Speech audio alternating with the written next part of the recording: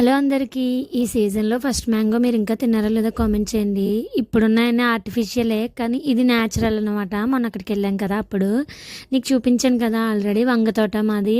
So, అందులోదే ఇంక మా నాన్న పట్టుకెళ్ళి అమ్మేస్తానంటే ఇంక మా బావ కొంచెం హెల్ప్ చేస్తున్నాడు. ఇంక ఎండెక్కే వరకు ఎండెక్కే కొయ్యలేదని చెప్పేసి. ఈలోపు మా బావకి ఇష్టమని మా నాన్న చేపలు, రొయ్యలు 2 తెచ్చారనమాట.